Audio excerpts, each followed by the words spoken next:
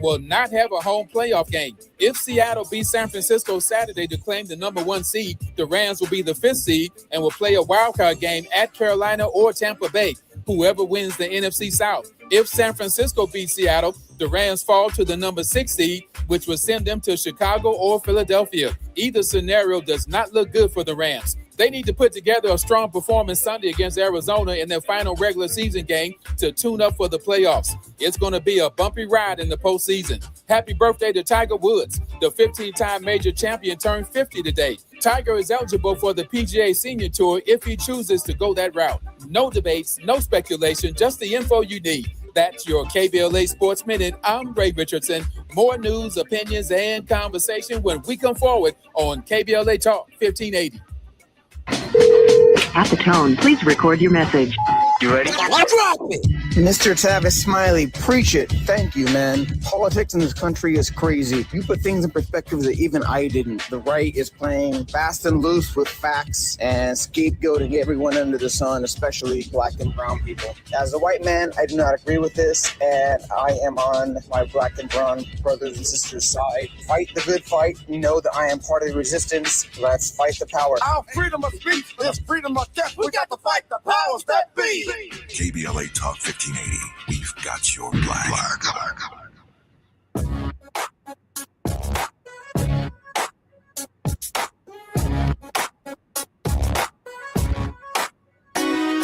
The Jesse Jackson Jr. Show. Oh, oh, oh, oh, the Jesse Jackson Jr. Show. Oh, oh, oh, the Jesse Jackson Jr. Show. Oh, oh, oh, the Jesse Jackson Jr. Show. Oh, come on and talk with me. Come on and listen to me. Come on and talk with me. Come on and listen to me. KBLA, Talk 1580, download the app. I'm Jesse Jackson Jr. Welcome forward to the Jesse Jackson Jr. Show on KBLA Talk 80. This is our last show of the year that's live on KBLA Talk 1580. We look forward to speaking with everyone and being with everyone in the new year. I'm Jesse Jackson Jr., and this has been the first anniversary of our show, and I am particularly honored and privileged that our executive producer and creator, Gina Towns, convinced me some time ago that we were made for radio, and here we are. So grateful for that, and grateful for all of those of you who are listening and have been supportive of our efforts here on KBLA to be true to the mission of the station, to be true to the mission and the integrity of our people and our movement. I'm very honored that in this first hour, none other than Liz King is our very special guest on the show. Liz is a regular contributor of the Jesse Jackson Jr. Show and recently served as Education Equity Senior Program Director for the Leadership Conference on Civil and Human Rights, a position she held from 2015 until 2025. In this role, Ms. King led the organization's work to ensure that all students are fully included in welcoming schools from early childhood through post-secondary education that prepare them for college, careers, life, and the full exercise of their social, political, economic rights.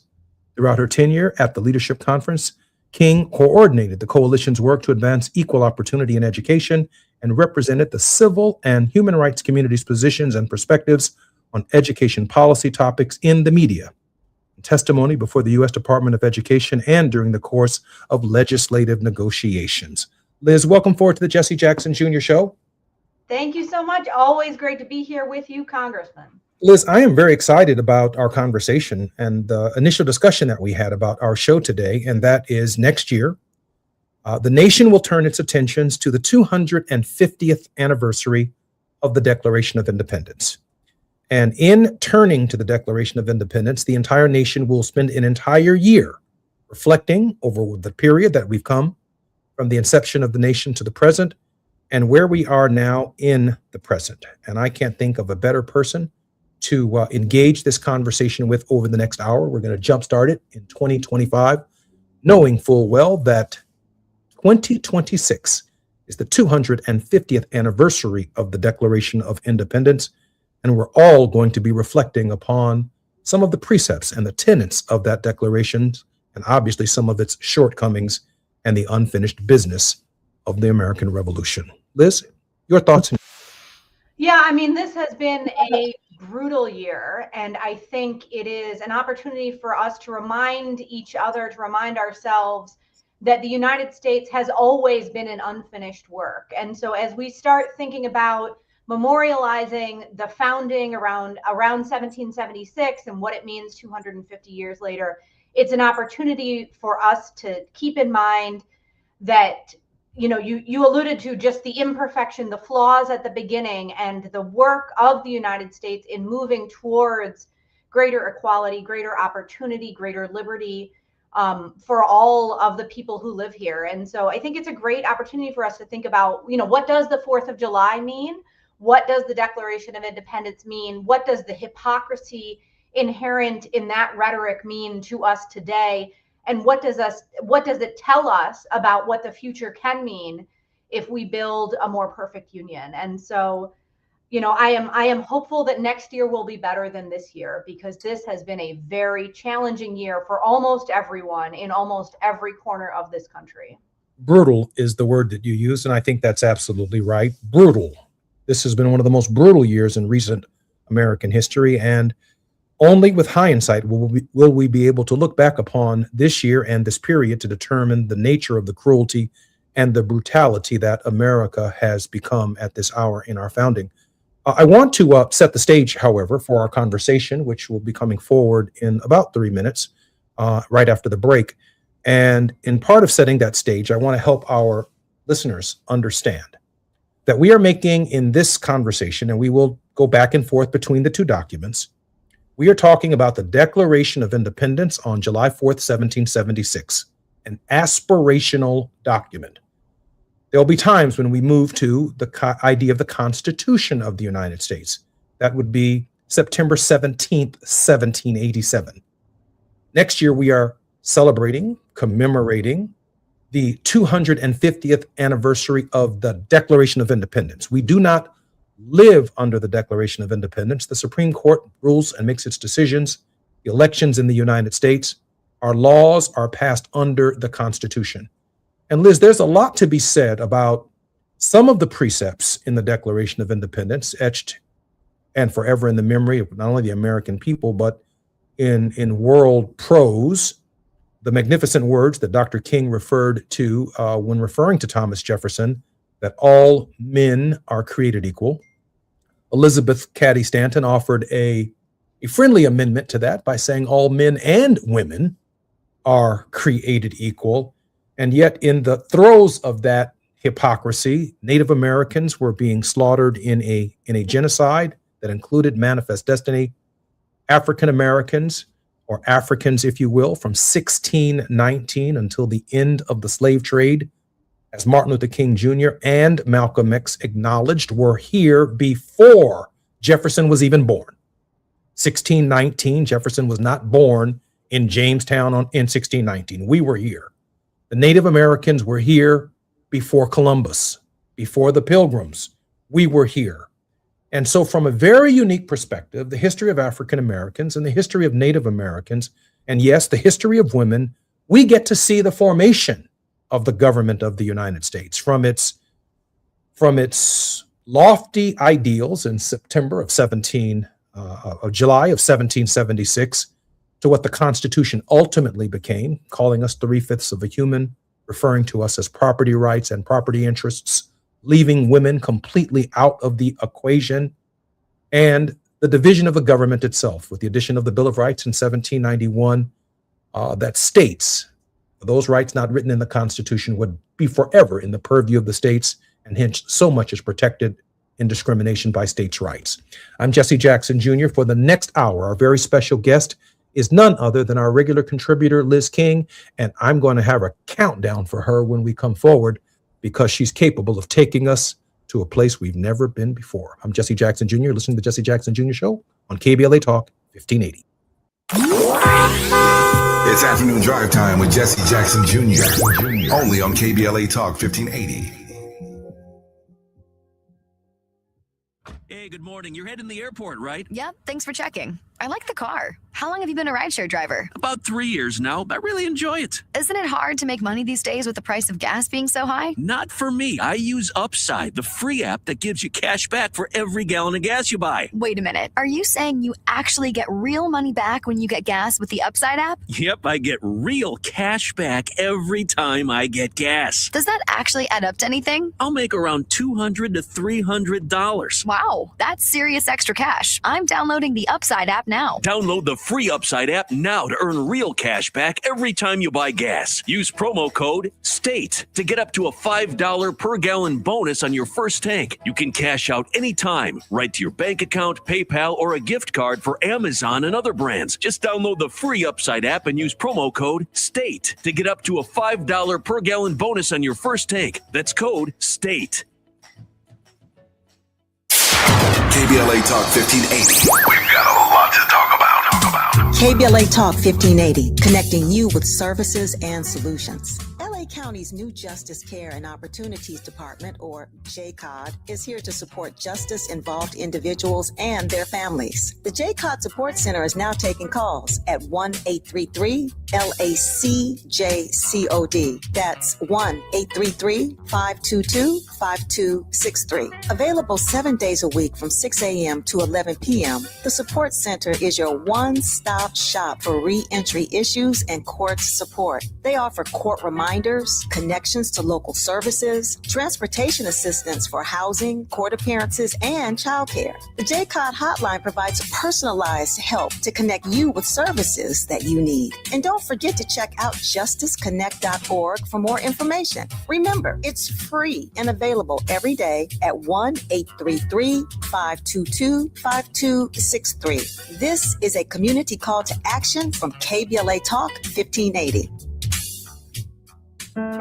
KBLA Talk 1580 is pleased to partner with the Empowerment Congress once again for their 34th annual summit. The summit's theme is From Vision to Action, a forum to unlock participatory democracy, and will feature a nonpartisan gubernatorial candidate forum focused on issues of importance to the African American community. The summit is the signature public policy-oriented observance of Dr. Martin Luther King Jr.'s legacy during the national 3-day holiday weekend that celebrates his life. This year's summit will be held on Saturday, January 17th, 2026 at the California Science Center in Exposition Park from 9 to 11 a.m. Admission is free, but registration is required at KBLA1580.com. All major announced candidates for California governor for the Democratic and Republican Party nominations have been invited to participate in the candidate forum, which will be moderated by Tavis Smiley. An all-star panel of journalists will pose questions to the candidates, and the forum will be broadcast live on KBLA Talk 1580. This is going to be a big year for local, state, and national politics. The political pulse of 2026 beats on KBLA Talk 1580. Now back to more of Jesse Jackson Jr. on KBLA Talk 1580. The Jesse Jackson Jr. Show. The Jesse Jackson Jr. Show.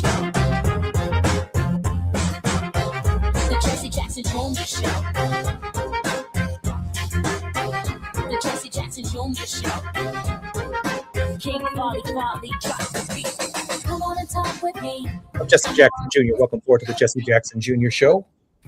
Our last show that's live of the year in 2025, and Liz King is our very special guest in this hour. Liz, welcome forward to the Jesse Jackson Jr. Show.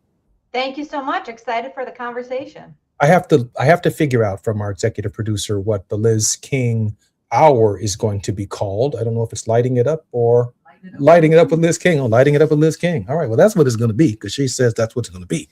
And I appreciate that. I want to just paint a picture in all of 2 minutes of our longest segment, which is 18, of the house that we built as Americans, the house that we built.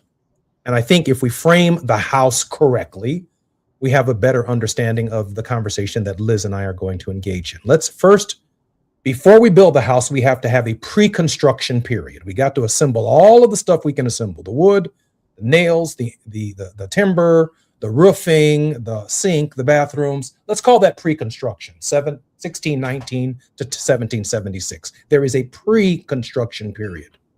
And then in 1776, with the Declaration of Independence through 1861, let's call that the construction period. That's the period that includes the Declaration of Independence, the writing of the Constitution in 1787, the writing of the Bill of Rights in 1791. It includes the process of adding one free state to the Union and one slave state to the Union. Each of those states have 2 United States senators, by the way, and the process that included the Kansas-Nebraska Act and the Missouri Compromise and Manifest Destiny and the westward expansion of the United States. Let's call that the construction of the United States. And then our house burned down from 1861 to 1865. Let's call that the deconstruction of the project. It fell apart. It was built on a shaky foundation. And then there is the first reconstruction of the United States between 1865, after the American Civil War, to 1896. Let's just call that first reconstruction.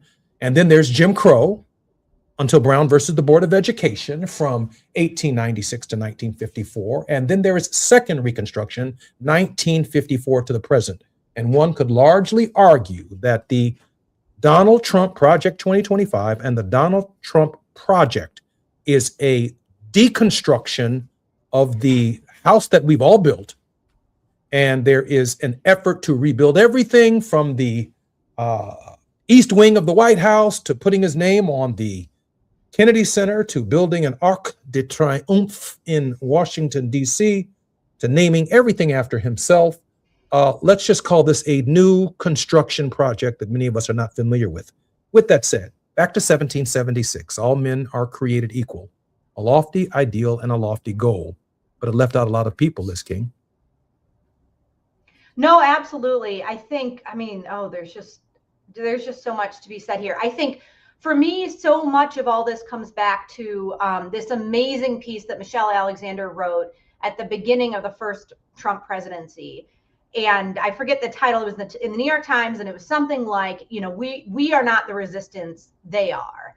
And it was a reminder that the story of America is a story of progress. It is a story of the expansion of rights. And it is true that every time there has been an expansion of rights, and every time there has been an effort to include under the democracy umbrella more of our neighbors, there has been a resistance. And you talk at every point, right? We had that first Reconstruction. We saw a rejection of that, and in the Jim Crow, and then we saw Brown v. Board of Ed, and we saw interposition and nullification, Southern Manifesto. And what we are, they tried in Reagan. They tried to undo the work of the Second Reconstruction. They tried to undo the work of the Civil Rights Movement. And they were successful to a large degree in making people poorer. And I think this is a reminder that you have always shared with us, Congressman, which is about the relationship between civil rights and legal rights and economic opportunity. And that every time there has been a retrenchment, there has been an abandoning of civil rights, there has been an undermining of civil rights, it has always come with it an effort to enrich the rich and to make the poorer poorer and to make the middle class more poor, to take away economic opportunity. And I think that is exactly what we're seeing right now. We're seeing an effort to narrow the scope of who is part of our American democracy, to narrow the scope of who has legal rights that deserve to be protected, while also making it harder for people to pay bills, making it harder for people to pay the rent, making it harder for people to get the groceries, making it harder for people to get access to healthcare. And it is these patterns that we see over and over again. But I want to come back to another thing that you said that I think was so important, which is this is the 250th anniversary, not of the laws that govern us, but of the idea of who we are, right? The Declaration of Independence has no legal weight other than its tremendous power to define who we think we are as a country.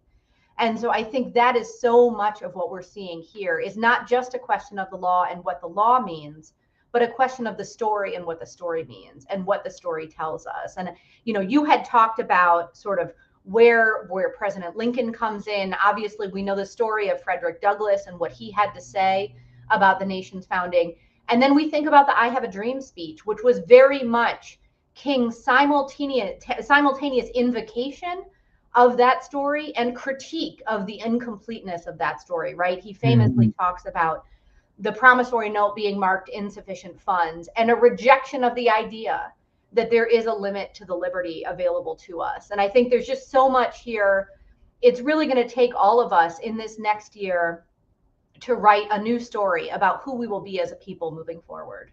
You know, I want to share with you, Liz, that when I think about July 4th, 1776, there isn't a single American, except for maybe Donald Trump and Mr. Miller and some others in the MAGA crowd, that can remember July 4th, 1776. We romanticize what it was and what it meant. And as important a date as it was in reflecting upon the idea of independence, breaking away from the king and the kingdom, if you will, every July 4th, from July 4th, 1776 to the present, is a different day. It is a different opportunity to define the meaning of America. On July 4th, 1776, African Americans did not have citizenship rights. They do have them today, in some measure. Native Americans had no citizenship rights on July 4th, 1776, but they do, in some measure, have them today. Women had no citizenship rights on July 4th, 1776, whether they were white women, black women, red women, brown women. They did not have citizenship rights. But they have some semblance of those citizenship rights today.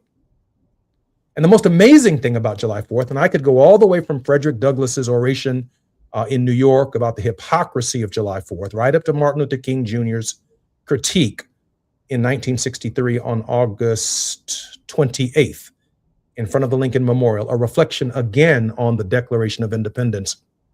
I have found, Liz, the most significant July 4th that intellectually is so difficult for the American people to comprehend is Gettysburg. And I say Gettysburg because more than 50,000, maybe as many as 60,000 Americans lost their lives on that field.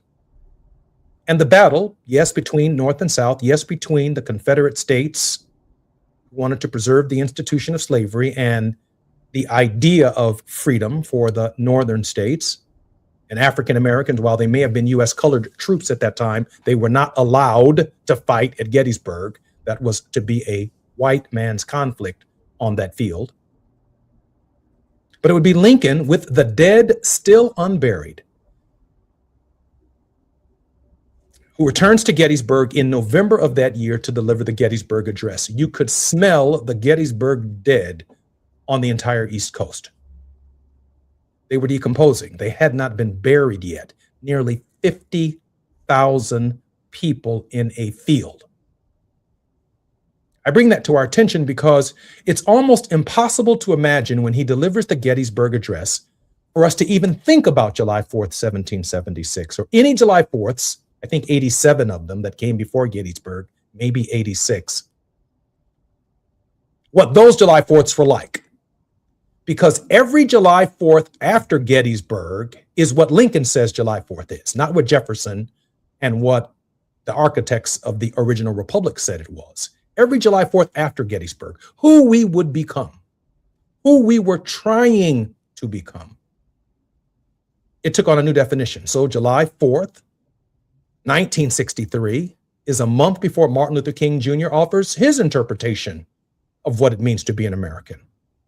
There's another July 4th in 2008 when Barack Obama was about to become president of the United States.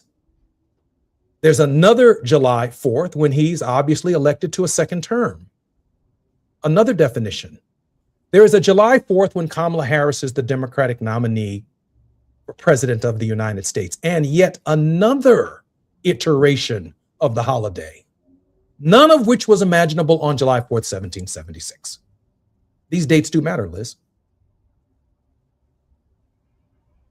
Absolutely. I think that charting and thinking about our American history through these landmarks of these July 4ths, thinking about the relationship between the battle at Gettysburg, the Gettysburg Address, and then the 14th Amendment, right? Which is in so many ways, the 14th Amendment is what the actual promise that was theoretically offered in the Declaration of Independence. And so how do we think about moving forward the way that we tell this story?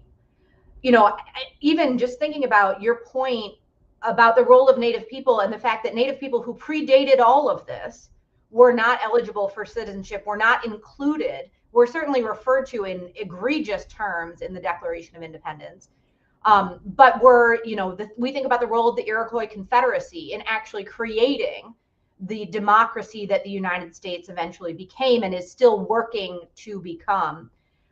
We tell a story that is about the Greek roots of American democracy, about English common law, and then we hide the fact and the role of the Iroquois Confederacy and of Native people in creating the foundations for how a democracy would operate. Just in the same way that we think about the construction of the Capitol building, losing sight of the fact that so many of the people who actually physically constructed the Capitol building that was violated on January 6th, we're about to enter into another anniversary, another milestone, which is the anniversary of the January 6th insurrection, an attack on American democracy, that building was built by people who were enslaved, and that at the top of that building was a statue called Freedom. And so how do we reconcile all of this hypocrisy? And I think it is exactly your point. It was what Lincoln called us to do at the Gettysburg Address. It was about moving forward. It is, what is July 6th, 2026 going to mean? What is that July 4th preceding a new election going to mean? What is that July 4th going to mean with respect to our laws and our Constitution and our Congress? And so as we're thinking about 2026, as we're thinking about the year ahead, obviously the New Year's is always a time of looking back and looking forward. I think you have asked a really important question, is what will this next July 4th look like? How will we remember it? How will we mark it? And how will we note the history, the past, the future, and the present? It's so fascinating because you brought to mind this fascinating tidbit of history that maybe we don't see it that way, but slaves played a significant role in building the capital of the United States, from the ground and from the floor up, all the way up to Liberty.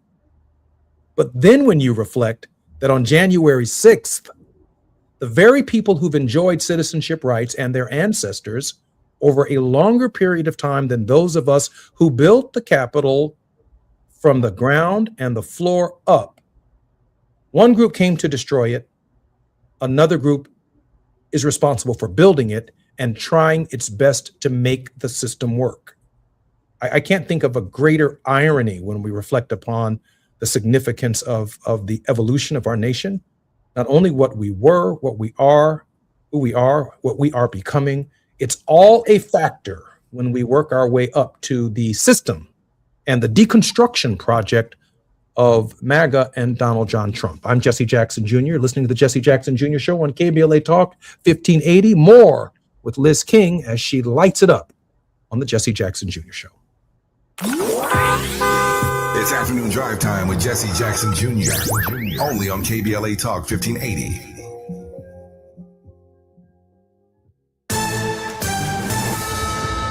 I'm Amber Payton with BIN News Now. The New York Police Department is preparing a major security presence in Times Square for New Year's Eve as more than 1 million people are expected to ring in 2026. People come here to bring in the new year, and it is our job to make sure they're able to do that in a level of safety. Black Mayor Eric Adams says there are no credible threats, but the department remains on high alert with new secondary screenings inside viewing areas. Black Florida Congresswoman Sheila Sherfulis McCormick is awaiting arraignment on federal charges accusing her of stealing $5 million in FEMA funds. A judge delayed the case until January 20th to allow her the time to secure legal counsel. And Black country star Darius Rucker surprised travelers with an impromptu performance at Nashville International Airport. A fan video shows the Wagon Wheel singer performing for a small crowd near a Christmas tree. Get BIN News Now on demand 24/7 on the iHeartRadio app. In Anaheim Hills on the 91 westbound before you get to Imperial Highway, they had a crash blocking the two left lanes. They just did a break and got everything over to the right shoulder. Still a little bit of slowing, I'd say, from at least Ware Canyon. Now past that, right at Lakeview, they did get that stall cleared from the lanes as well. In Industry, 60 eastbound right at 7th Avenue, we've got a crash involving a big rig trying to make its way to the shoulder there. For victims of drunk and drug driving, our grief is unique. But you are not alone. You always have a place at MAD. Call our 24-hour victim helpline at 877-MAD-HELP or visit mad.org. This is the KBLA Sports Minute with Ray Richardson. Back-to-back losses have put the Rams in a tough position for the NFC playoffs. The Rams failed to land the number one seed in the NFC and will not have a home playoff game. If Seattle beats San Francisco Saturday to claim the number one seed, the Rams will be the fifth seed and will play a wildcard game at Carolina or Tampa Bay.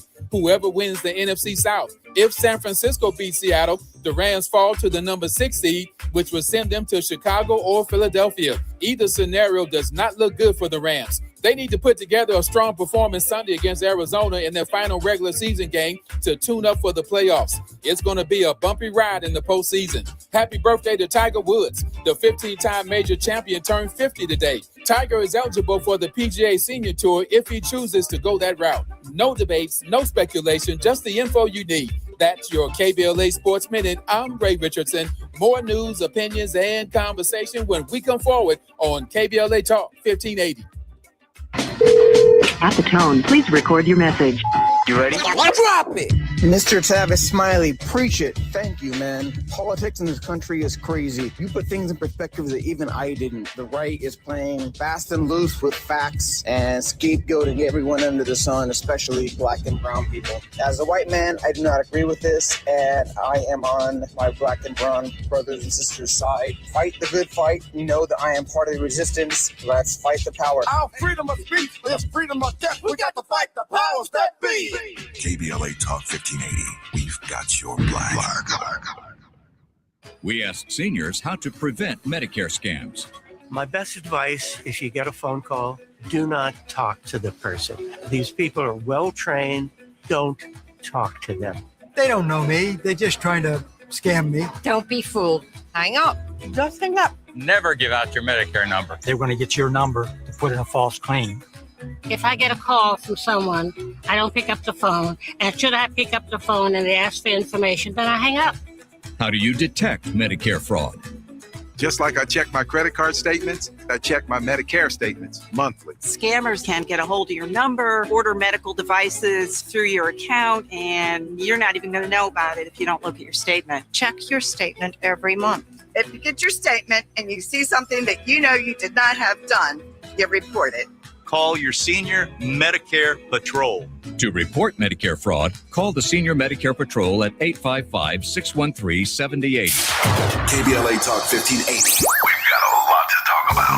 KBLA Talk 1580, connecting you with services and solutions. If you need help getting your resume in order, finding job training, or landing a job, we've got 3 great options for you. First, the City of Los Angeles has WorkSource centers across the area offering free job support. The California Workforce Development Board can help you with everything from GED prep to vocational training at no cost to you. On the federal level, the Department of Labor's American Job Centers offer a full range of services for job seekers and businesses alike. Visit careeronestop.org, or for more info, just call California's Help Center or visit cwdb.ca.gov or call 916-657-1440. For the City of Los Angeles programs, go to ewd.lacity.gov or call 213-744-7300. All these services are free to help you get your next job. This is a community call to action from KBLA Talk 1580.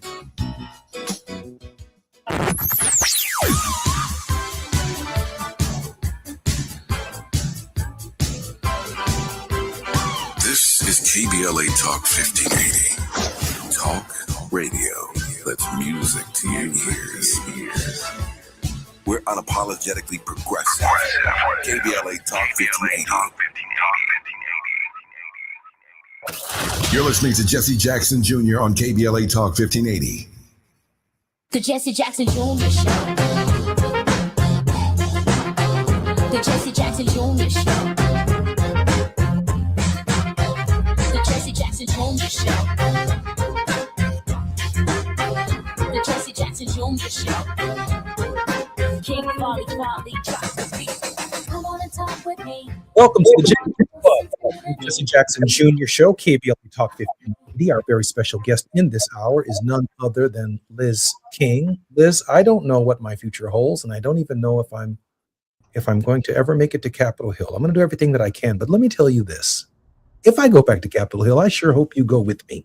Prior to joining the leadership conference, Ms. King served as Senior Policy Associate for the Education at the Children Defense Fund, where she focused on school discipline reform, school funding equity.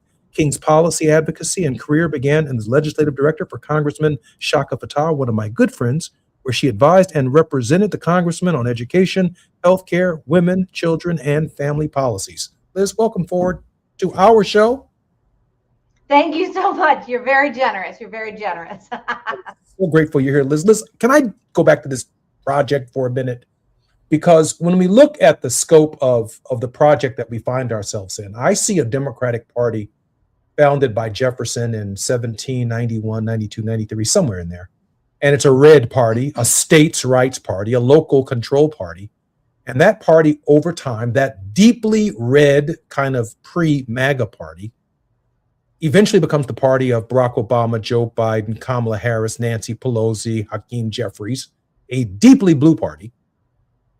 And then I see this deeply blue party in 1854, the Republican Party, wanting to stop the expansion of slavery in the Western states. And they nominated the candidate whose position, after the Lincoln-Douglas debates, came as close to it as possible, Abraham Lincoln, a deeply blue party that sought to save the Union, save the country, stop the expansion of slavery into the Western states. And over time, that blue party becomes a very, very red party of Jim Jordan, Marco Rubio, Donald John Trump, Elon Musk, the billionaire class, a deeply red party, essentially dismantling the federal government as we know it and returning power to the states. In a real sense, returning power to the very states' rights philosophy that Jefferson believed at the inception of the Democratic Party, even though we've moved on from that. And so it's easy to be confused if you don't see the history of women in that lineage, or the history of African Americans in that lineage, or the history of Native Americans in that lineage. If you just got off the boat at Ellis Island yesterday, or you came across the border, however you came across the border, northern or southern border, you're not going to understand the construction of this project unless you take a deep dive into the history, Liz, that you know all too well. No, I think that we are being reminded so much of the importance of knowing our history. And when we're confronting this MAGA movement right now that is about regression, it's about backwards movement, and it is about sort of embracing in many ways, a version of history that never really did exist, but aspiring to a time in which democracy was not available, voting rights were not available, economic justice was not available. And this perspective, I mean, in so many ways, just getting back to the personal history, we think about Stephen Miller, we think about what the ways in which Stephen Miller's own ancestors would have been excluded, even Donald Trump, we think about the disenfranchisement of people of Scottish descent. I mean, it really is just nonsense. And one of the things that is incumbent upon us is to truly know and understand the facts of the history. Because even this backwards movement is about romanticizing a history that no one should be glorifying, but that didn't even exist at the time. And so I think you're right. This knowing the history, understanding the history is such an important part of that. And one piece of this history that is undertold is how contested even the worst ideas were at the time. And you talked about how, even around the Declaration of Independence and that time leading up to the Constitution, there were many people advocating for full abolition of slavery who recognized that the United States would never be a democracy as long as slavery was allowed to continue.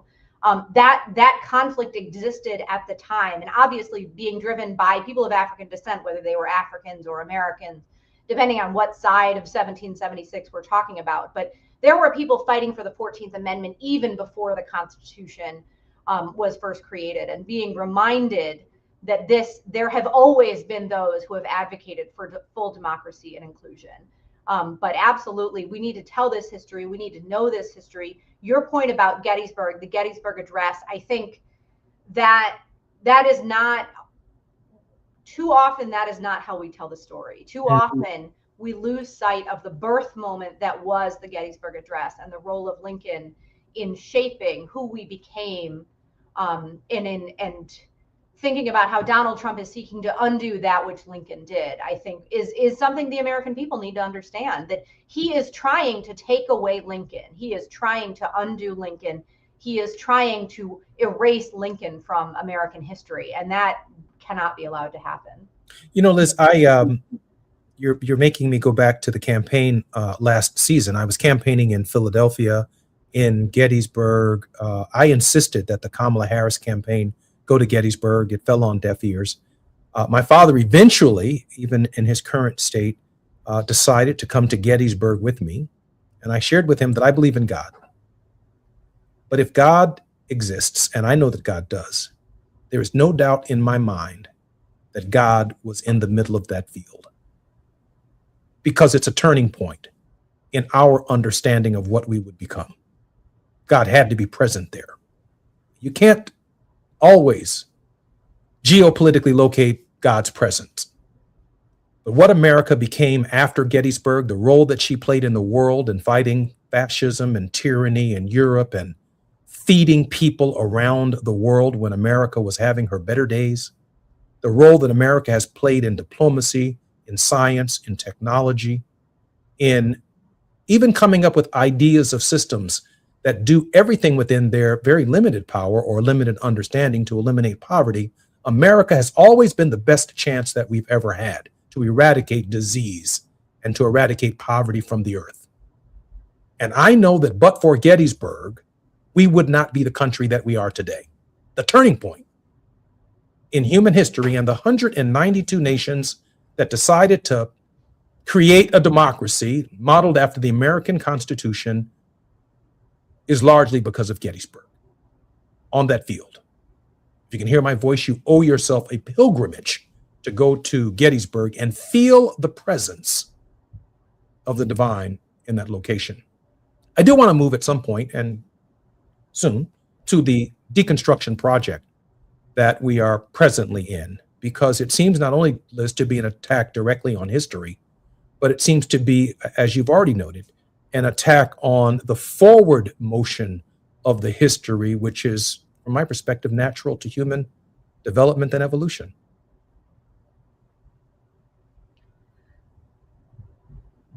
I think you're absolutely right. I think, you know, this forward movement, and I'm sure that Barbara Arnwine has been sharing with your listeners, you know, this election, we cannot let a day go by between now and election, you know, election day in 2026, because we know that a huge priority is going to be restricting access to the ballot and restricting access to the franchise. Because the only reason we have ever made progress, and I think you've named the critical role that Lincoln as an individual and the words that he spoke at Gettysburg and the work that began, the critical role that played, but that work only became real when people voted for policymakers to create the laws, to create the 14th Amendment, to create the Civil Rights Acts. And I think it's just going to be such an important time for us to remind everyone we know that we've got to get out, we've got to vote. Everyone has to vote in every election. The president will not be on the ballot, but the future of American democracy absolutely will. And they're going to make it harder to vote, and we're going to have to find ways to overcome those barriers to the ballot. And so I think so much of the future and progress is going to be the question of whether we vote, and whether our neighbors vote and whether we all come together and vote. And I think that question of the future is really absolutely where we need to turn our focus. I couldn't agree more. I'm Jesse Jackson Jr. listening to the Jesse Jackson Jr. Show on KBLA Talk 1580. We're lighting it up this evening with Liz King during drive time. I'm Jesse Jackson Jr. on KBLA Talk 1580. While you're stuck in traffic, we can at least bring you up to speed on the news of the day. You're listening to Jesse Jackson Jr. only on KBLA Talk 1580.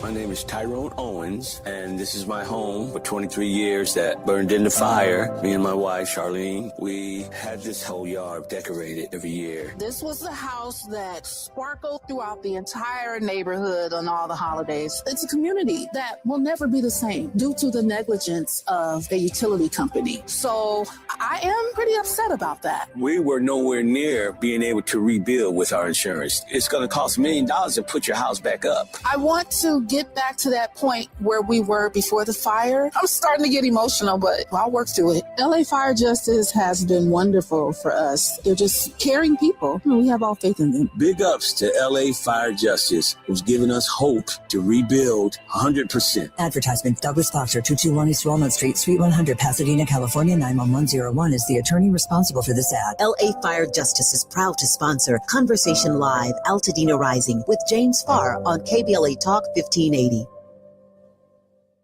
My mom has decided to learn to paint, and she's good. My dad's now into creative cuisine, and I've already put on 6 pounds. Learning new things comes with age. My mom, she started forgetting my name and what we're talking about.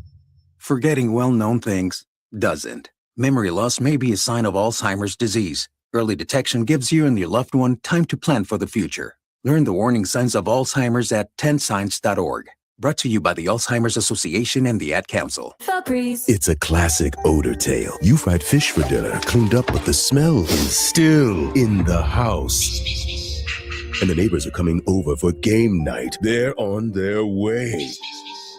And then you spray Febreze Air Mist. Febreze Air starts working instantly to fight even your toughest odors, so you go from fish to fresh like that. Now, all you have to worry about is Pam cheating at charades. Breathe happy, Febreze, la la la la. KBLA Talk 1580. We've got a lot to talk about. KBLA Talk 1580 reminds you, when we fight, we win. The Youth Justice Coalition is challenging America's addiction to incarceration and discrimination. YJC works to dismantle policies leading to mass incarceration, law enforcement violence, and the school-to-prison pipeline. Their approach, transformative justice, community intervention, free LA high school, legal defense, and system monitoring. YJC promotes safety without relying on prisons. Their goal, prevent system contact and help people exit the system through direct action, advocacy, and education. Want to get involved or need help? Call 323-235-4243. That's 323-235-4243. Join YJC in creating change. When we fight, we win. KBLA Talk 1580, your voice for justice. This is a community call to action from KBLA Talk 1580. Now back to more of Jesse Jackson Jr. on KBLA Talk 1580. The Jesse Jackson Jr. Show. The Jesse Jackson Jr. Show. The Jesse Jackson Jr. Show. The Jesse Jackson Jr. Show. King Volley, drop the beat. Come on and talk with me. Come on and listen It's Tuesday in our first hour on the Jesse Jackson Jr. Show with our regular host every first and third Tenacious Tuesday. We'll have Liz King going into the new year, lighting it up. Liz, welcome forward to the Jesse Jackson Jr. Show. Thank you so much. Always great to be here.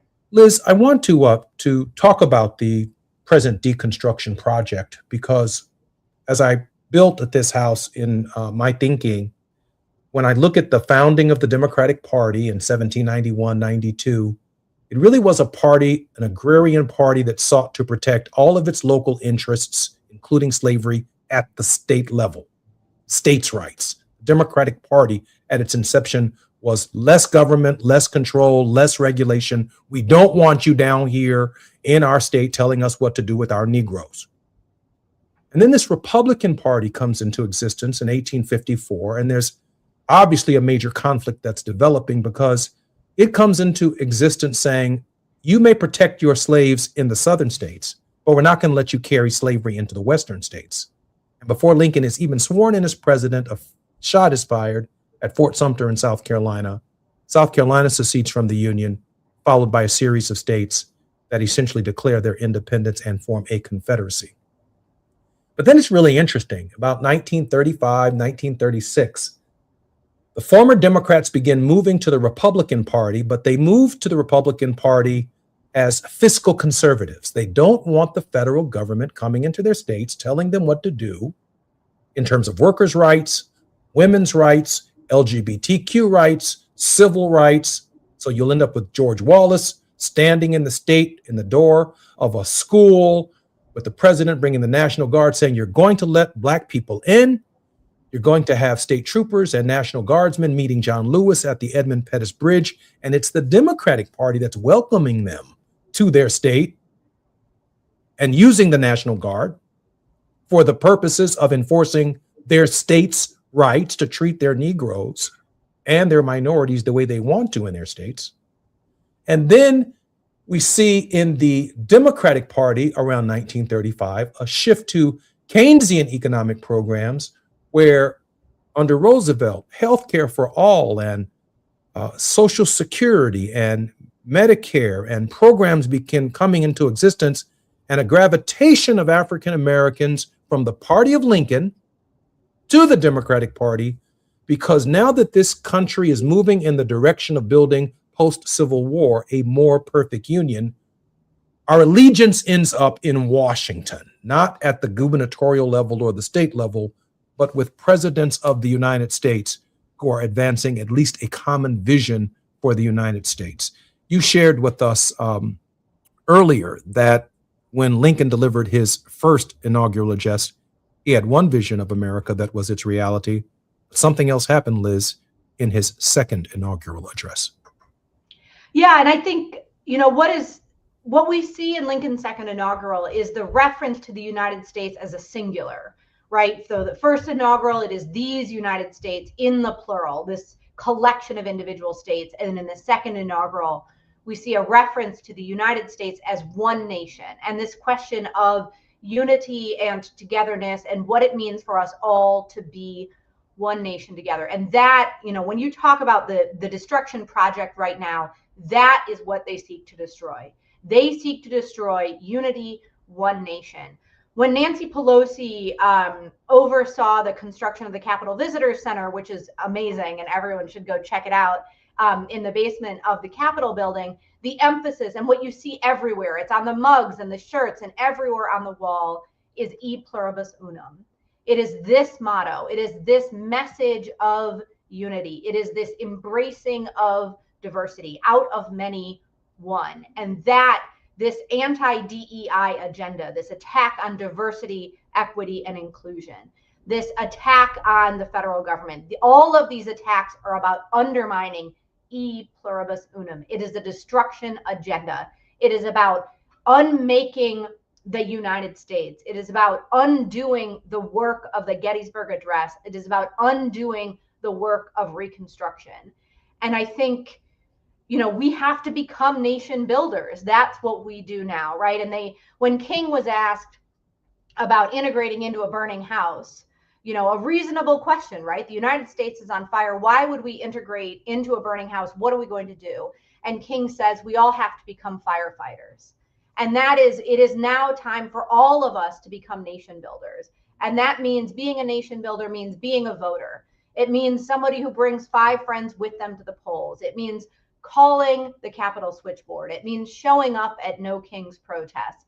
It means speaking out in local government. And I think this question of what does it mean to be a nation builder and how can all of us play a role in nation building? Some people now are doing the physical work of rebuilding. We know that for people in Los Angeles, there is so much physical rebuilding, for example, to be done, and the physical rebuilding of communities. And we also need to be at the same time nation builders who contribute to this project of America, who resist the destruction agenda and work towards a proactive building an agenda, a future agenda, and all of us together agenda, an e pluribus unum agenda, a July 4th agenda.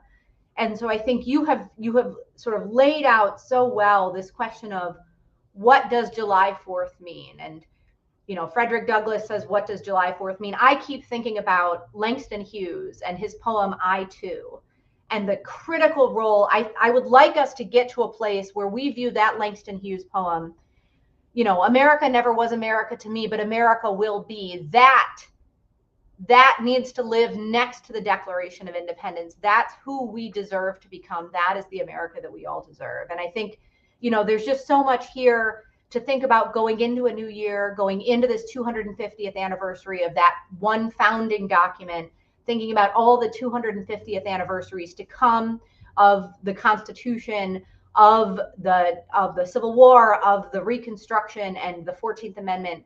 What does it mean for us all to be nation builders? And I think that is the question for 2026, is how can I be a nation builder? What is my role as a nation builder? What should the future of our nation look like? And I think, you know, we're coming to the end of one really brutal year and looking forward to a brighter future. And I think those of us, you know, I think of it, Gwendolyn Brooks, right?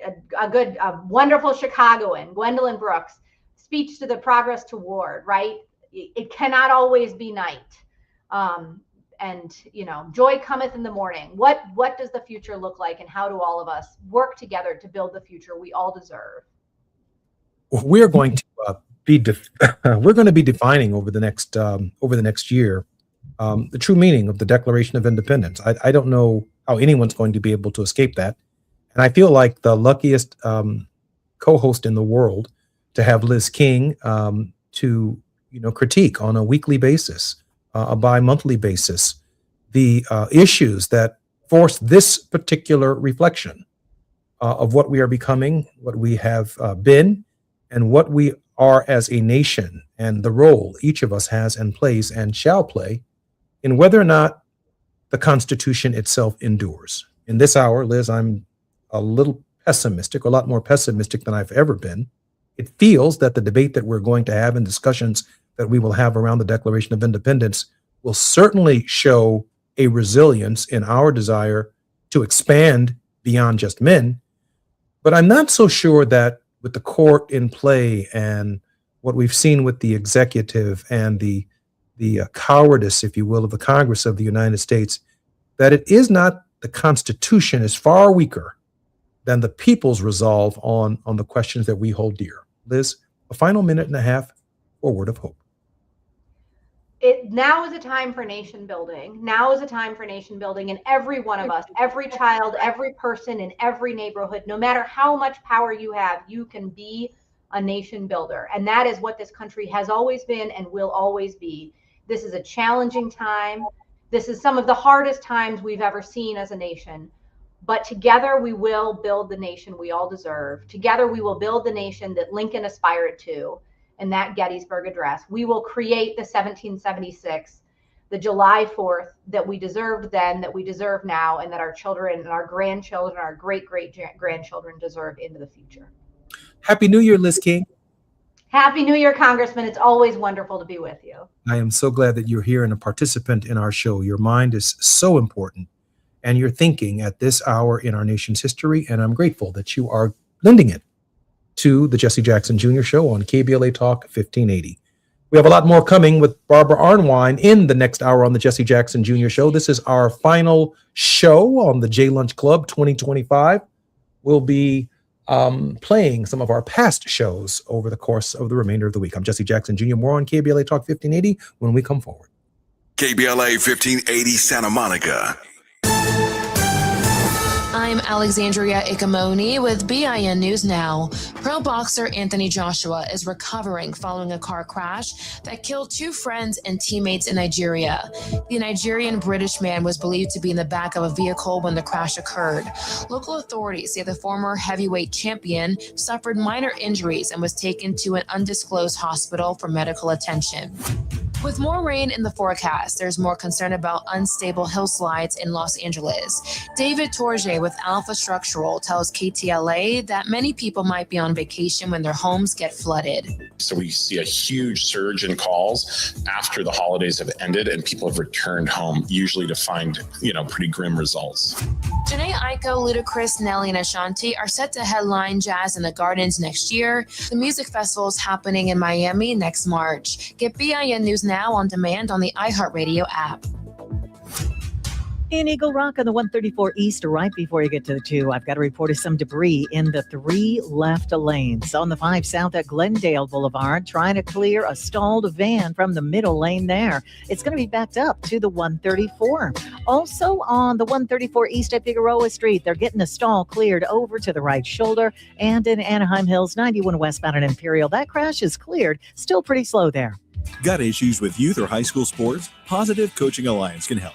PCA, a national nonprofit, offers more than 1,000 free online resources for youth and high school sports coaches, parents, students, and administrators. Visit PCADevZone.org. This is the KBLA Sports Minute with Ray Richardson.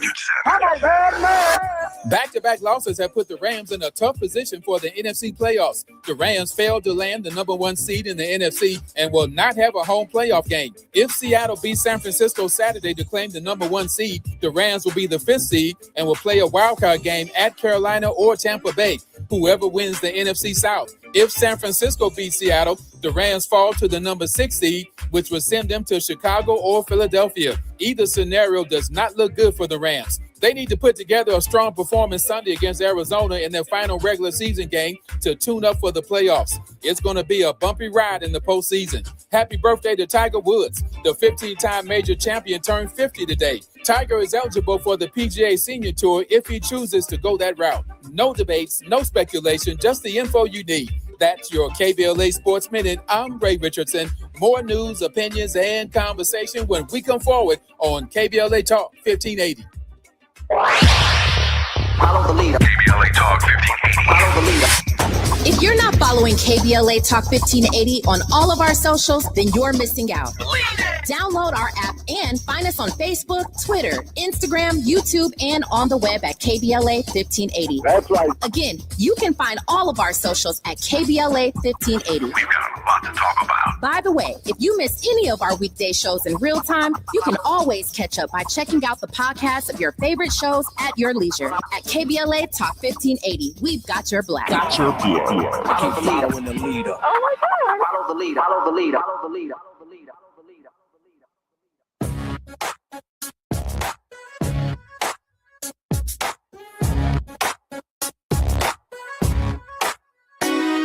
Jesse Jackson Jr. Show. The Jesse Jackson Jr. Show. The Jesse Jackson Jr. Show. The Jesse Jackson Jr. Show. Come on and talk with me. Come on and listen to me. Come on and talk with me. Come on and listen to me. KBLA Talk 1580. Download the app. I'm Jesse Jackson Jr. Welcome forward to the Jesse Jackson Jr. Show. It's the J Lunch Club. Here we are about to have lunch with Barbara Arnwine and Ted Williams. And I think Peel De Silva has stepped into the studio. Attorney Barbara Arnwine, president and founder of the Transformative Justice Coalition, is internationally renowned for her contributions on critical justice issues, including the passage of the landmark Civil Rights Act of 1991 and the 2006 reauthorization of provisions of the Voting Rights Act.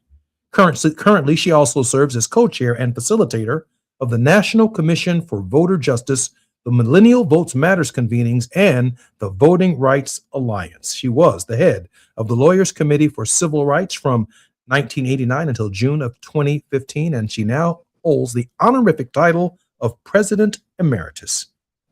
Barbara Arnwine, welcome forward to your show. It's always a pleasure to be here, and I love, the work we do at the Transformative Justice Coalition. So much going on right now. So we're going to hear a lot of that in just a moment. I'm also honored, Barbara, that Dr. Ted Williams, an educator, actor, and author who teaches political science at the City Colleges of Chicago, graduated from the University of Chicago, Rutgers University, and Northern Seminary, is also joining us on our program today. Dr. Williams, welcome forward to the Jesse Jackson Jr. Show. Hello. Wonderful to be here with you guys. Happy Kwanzaa, Merry Christmas, Happy New Year. Happy Hanukkah as well. Absolutely. I'm very excited about that. Barbara, this is your show, and so I'm going to be following your lead. But I did want to share with you that we had a very, very interesting conversation in the first hour with Liz King, and we talked about the 250th anniversary of the Declaration of Independence, and I'm also particularly honored that PL De Silva is also joining us. PL is a renowned scholar and also a major contributor in backroom diplomacy throughout the nation and on behalf of all of the American people. He operates in areas not only in terms of public discourse, but in the areas that we do not see. And he's not afraid to tell the truth about what's going on in our world. Dr. De Silva, welcome forward to the Jesse Jackson Jr. Show. Very good to be on the show, Jesse. So, Barbara, I was saying, and I'm so glad you're here, and happy holidays, happy New Year's to everyone. Barbara, I was saying that the reflection on the 250 years since the Declaration of Independence, which will dominate the national conversation next year, and we'll be reflecting upon what the nation has become. We'll be reflecting upon its past, its present, and its future. The Transformative Justice Coalition, I don't know an organization that does more work in the present in terms of fulfilling the aspirational goals of the Declaration of Independence. Since you've been on our show, you've been to the Supreme Court, you've been traveling the states, you've been registering voters. Barbara. Turn them out to vote. Barbara, what is the current state in your mind of the Declaration of Independence? We're still stuck in its contradictions. I mean, you have a declaration that talks about, in the course of human events, we find that, all people are created equal, and it wasn't true then, isn't true, it isn't true now as to how government honors that promise. At that time that was instituted, there were most of the people who signed the Declaration of Independence were what? Slaveholders. And so we have to, be honest about how stuck we are. They signed it knowing that at the time they were oppressing and murdering and slaughtering Native Americans. I mean, we have to be honest about our origins, because you can't escape the gravitational pull of the past unless you have the velocity of truth and honesty and vision for the future. And so what we have right now is we're going to be hearing a whole lot of, the founding fathers are going to be, quote, lifted up like gods and icons. And we're going to hear a lot of other things, but we got to be honest that they were humans. They were capable of self-interest. They were capable of greed. They were capable of theft. And we just have to be honest about it. And that even though their aspirations were highfalutin, their realities were not. And it is that contradiction that keeps us in the, I would say, in the white supremacist, grasp that we remain in. And our need is that, the people of this country won't differ. And our need is to be able to unite and to make that difference happen, and to take that Constitution and its vision, broaden it some now, and make the vision much more achievable. PL, just before we come forward, we have about 2 minutes. I'm thinking of the conversation that I had with you and Dr. Crom on our last show, when I quoted specifically Ruth Bader Ginsburg, who said today, if she were recommending to a new country whether or not to copy the Constitution of the United States, she said she couldn't do it in good conscience. PL, what's happening in the world with respect to democracy?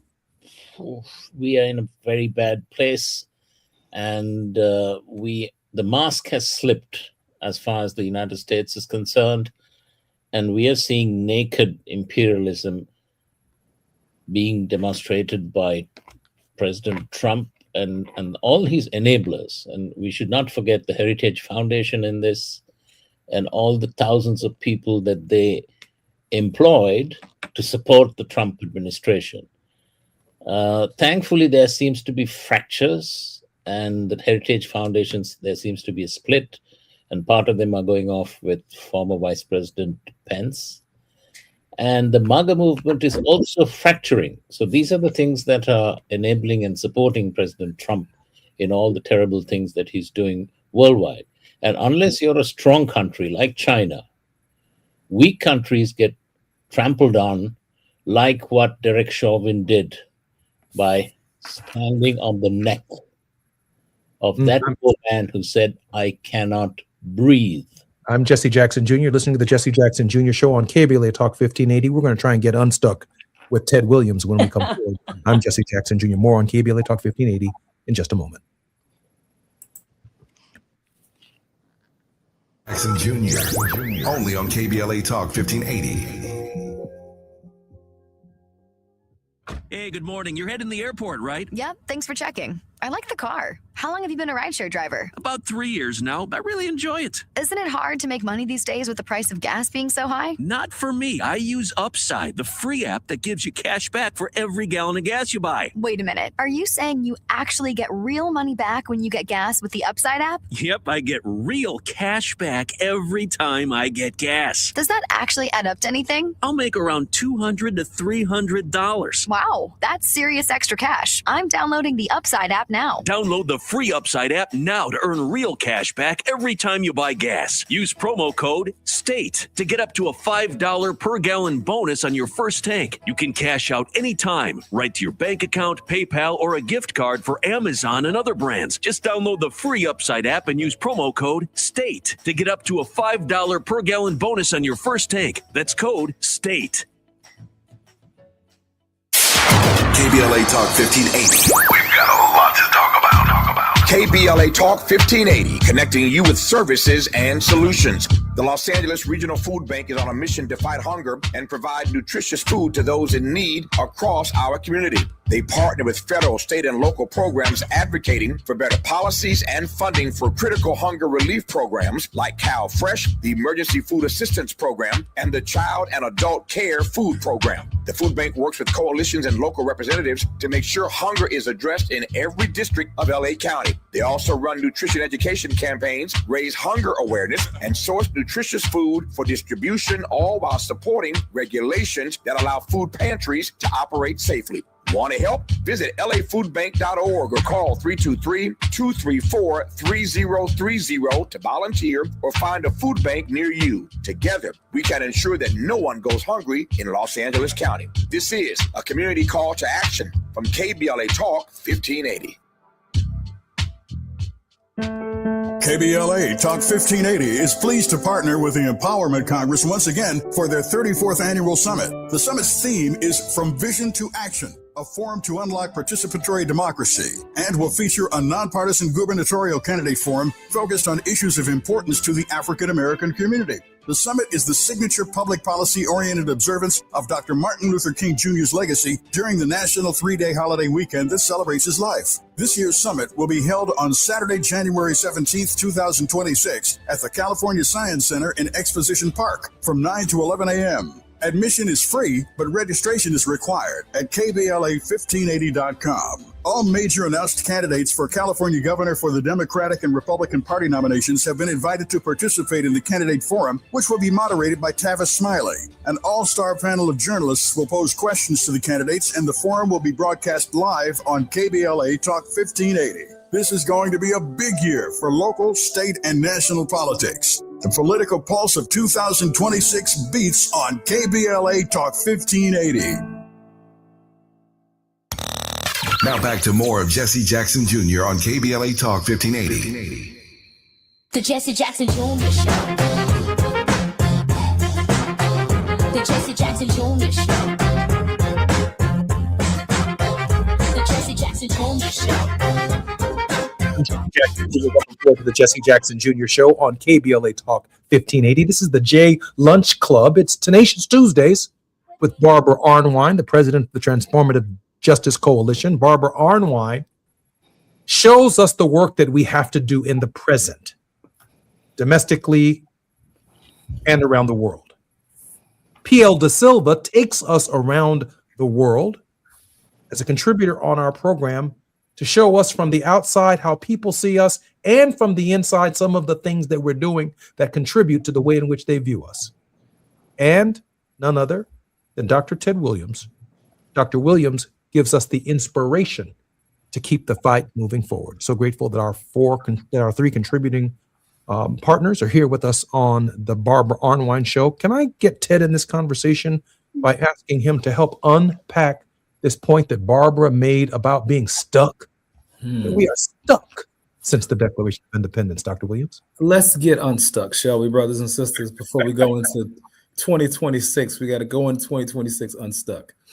And this is a great moment for us to reflect and think about at this 250-year juncture, if you will, of this nation. What does it mean, this declaration? We hold these truths to be self-evident, that all men are created equal and are endowed by their Creator with certain inalienable rights, among these life, liberty, and the pursuit of happiness. What does that look like going forward? See, America, we are a young nation with a short memory. And we like to look at the future and forget about the past. But I think this is a wonderful, wonderful opportunity for us to do some self-reflection. You know, at the end of every year, we stop and we go, hey, I didn't do this well. I want to have a New Year's resolution. Maybe we need some next 250-year resolutions for this country so that we can actually move into this new time and space with allowing us to really live out the principles of this declaration, that all men are what? Created equal and are endowed by their Creator with certain inalienable rights. I'm a firm believer, as you are, Brother Jackson here, that this is a theological quest that we are on. It is connected very clearly to the idea and the identity of a Creator. And because that Creator has given us these rights, the government ought to protect these rights. The government is instituted among men to secure these rights according to the Declaration. And so we have to decide that we're going to go forward differently. We have to look at the past and say we have not fulfilled this for many, many Americans, millions of Americans. We have never fulfilled this goal and this promise, and yet we can go forward better and stronger. And if we deal with history in an honest way in this country, then we can move forward. But if we decide to do what many Americans want to do, which is ignore our history and ignore the failings of this country in that way, I don't think we'll ever be able to be what America could be, let alone we talk about being great again. We'll never be great in the first place if we don't fulfill the promises of the Declaration to all people. And so I'm excited about being a part of that journey. And I hope that the folks at the table I know who are doing the work every day, we got to continue to press on, because we ultimately make this country work if we can make it work for all people. Appreciate that, Dr. Williams. Barbara, I don't know anyone who's working harder than the Transformative Justice Coalition. You're expecting some major Supreme Court decisions in the near term that could alter the very structure of the vision of democracy that Dr. Williams just talked about, as well as Dr. Da Silva's understanding of what we were for a brief window in the 250-year history of the United States. Barbara Arnwine, the Voting Rights Act itself could reduce the number of African Americans in Congress by half, and it could also eliminate nearly 190 Black state representatives before 2028. Barbara Arnwine? Yes, we have to be very clear that, I've always said that America, the United States of America, that is, has been torn between two, dynamics and two visions. One vision is of a white supremacist, male-dominated, patriarchal society based on capitalism and based on, whatever policies serve and benefit that class. I've also said the other counter vision has been one of a greater inclusive society that is equal for all people. You saw that because the Declaration said all men are created equal. It did not say all humans, did not say all people, it said all men. And it meant that, at that time. So all these originalists, all these quote, women sitting on the court and others talking about they originalists, Are you kidding me? I mean, you wouldn't be sitting there if you really believe that. So, Pam Bondi, all of them, the original vision did not include white women as equals. So I just want people to be very clear that, and it didn't include, as we saw in our original, fight for voting rights, didn't include the poor. The white poor and the white non-landed gentry. So, so it's important for us to know that because the second vision says, we got to have a broader society. We got to have everybody really be equal. We got to, give everybody their voting rights. You got to be representative, not just fake representative, which is what all this redistricting mess is about. It's, an attempt to skew who can vote for whom and to make sure the politicians pick their voters, not the voters pick the politicians. It's all backwards. So and I understand that we're not in a quote democracy, that we're in a Republican democracy, but the basis of that is the concept of representation. And if you don't have real representation, then you don't have any form of democracy or a republic. What you see, and what I've always said is, and people didn't want to hear it, is that folks are happy with an oligarchy, a plutocracy. A whole lot of folks want a theocracy. That's white nationalists, Christian nationalists. And so we just got to be honest about the fact that what we want, this multiracial, democracy that's just and inclusive, is a vision that has to be fought for. It can't just be assumed. And a whole lot of people like to fake and lie about what our realities are, but it's critical to us to understand that we only get what we want by fighting for it, because every other force that's set up with power in this country is not in our favor. P.O., I do want to. That's why the Constitution is the real document for me, because it says we the people, and that's where the real power lies. P.L., I do want you to respond to Barbara's thought, but in this moment, after having listened to her and Dr. Williams, I do want to say that if I were an immigrant, why would I want to come here in the first place? That's a very, very good question. That's a very good question. And we can see this playing out in higher education, not just immigrants who are not coming through the Mexican border, but also our higher education has been torpedoed by the Trump administration. Foreign students who pay the most amount of money to give the profits that our higher education industry needs are not coming to the US anymore. They're going to Canada, they're going to Europe, they're going to England, anywhere but the US. So what does that tell us? It's a Trump negative effect. And if I may be able to add to that, really this question really speaks to the heart of what this country is. I listen to a lot of people sort of bemoan this idea that America will no longer be what it used to be. It won't look the way it used to be. And it won't sound the way it used to sound, that sort of thing.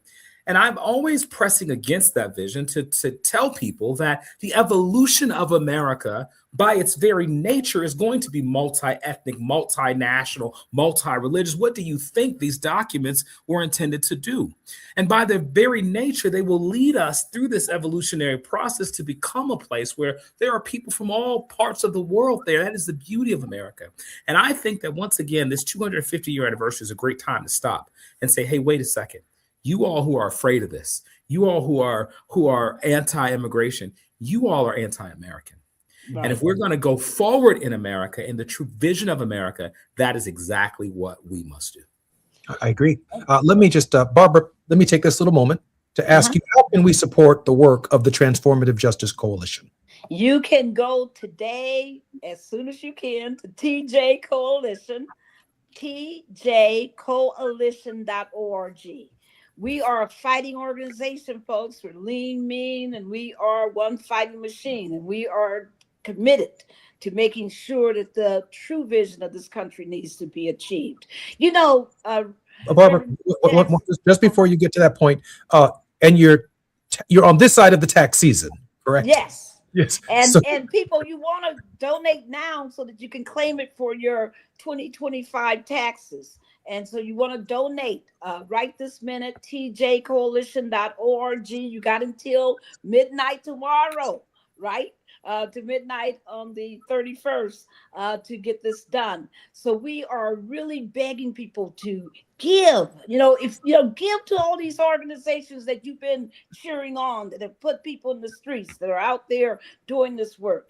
Give to the groups that have been fighting in the courts and making sure things are happening. Give to the groups that are organizing voters who people are trying to suppress, trying to drive away from the polling booths. Give to those kinds of organizations. Give to tjcoalition.org, Transformative Justice Coalition. We do the work. That's the one thing nobody can deny. They might hate us, but they hate us because we do the work. And that's the truth of the matter. And can I say one thing? When I was talking bad about the Declaration of Independence, I had to remind myself that Frederick Douglass had a radical vision of that Declaration of Independence. And his radical vision drove the best aspects of that Declaration of Independence. And he literally argued it, over and over and over, to get people to understand what the promise of this nation could be and where its failures were. I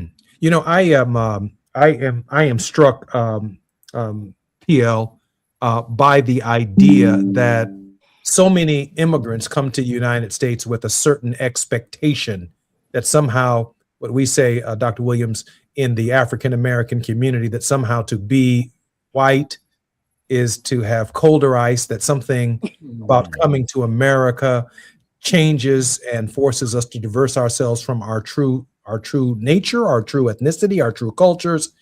But my dad referred to this as kind of a more like vegetable soup. Where every vegetable has its own unique ingredient, but we contribute to a common broth. That makes sense. PL, is the idea of a multiracial democracy also on the retreat in this era? No, you simply can't chase all the immigrants out of this country. It's an impossibility. It's a pipe dream that has been smoked on some couch in the White House. Without Melania, right? There would be no Melania. Come on now. No J.D. Vance's wife also. Come on now. It's impossible. This is it's just PR. It's the thing that they're spinning to try to hold on to power. That's all about it. Getting us to hate other people. That's what they're doing. They're scapegoating people. If I may add to that as well, as we were jokingly saying, hey, there are certain kind of immigrants here that they're totally fine with. I think this larger question is a lot more sort of pernicious, this idea that, and this has been consistent in American history, we want certain kinds of immigrants to come. It's been in the federal code for many, many years, and others are not of value. We have to push back against that. As Brother Jackson just said, we believe in the value of certain people's communities, certain people's ethnicity more than others. And we've got to push back against anti-Blackness, anti-brown conversation in this country and let people know that these people who are Somalians, who are in Minnesota, have just as much value as the Afrikaners that we have coming here. And we have to make sure that that is very clear going forward. I don't think it gets any clearer than that. Barbara, I'm sorry, we have about 15 seconds. Go ahead. Hey, and Ted, you notice they're not talking about who they're going to get rid of for losing all those billions of dollars of war heads. They're not talking about who they're going to get rid of for all these other, crimes that are way above anything they're talking about happened with Somalians in Minnesota. The reality is that we definitely are anti-Black as a country right now. There's a lot of anti-Blackness being fed, and we got to fight it. And I'm just, really delighted that so many people are out here trying to create something different and better. I'm Jesse Jackson Jr., listening to the Jesse Jackson Jr. Show. It's Tenacious Tuesdays. We're on the grind with Barbara Arnwine. Our special guests are Dr. Ted Williams and Dr. P.L. De Silva. More when we come forward on the Jesse Jackson Jr. Show. Happy New Year, everybody. It's afternoon drive time with Jesse Jackson Jr. Only on KBLA Talk 1580.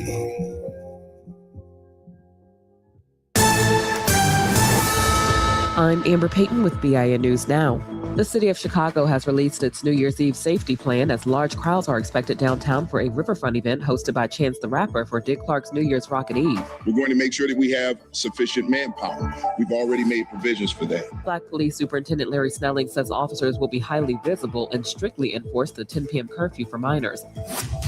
A New Jersey judge has ruled that 2 Clark Police Department officers caught using racial slurs can be fired. The judge rejected claims that delays in the investigation should block discipline. Police Chief Pedro Matos and Sergeant Joseph Teston were secretly recorded using slurs and collected 6-figure pay while suspended. And Black Grammy-nominated gospel legend Richard Smallwood has died at the age of 77. Variety reports Smallwood died from complications related to kidney failure in Maryland. He was celebrated as a legend whose influence shaped modern gospel music. Get BIN News Now on demand 24/7 on the iHeartRadio app.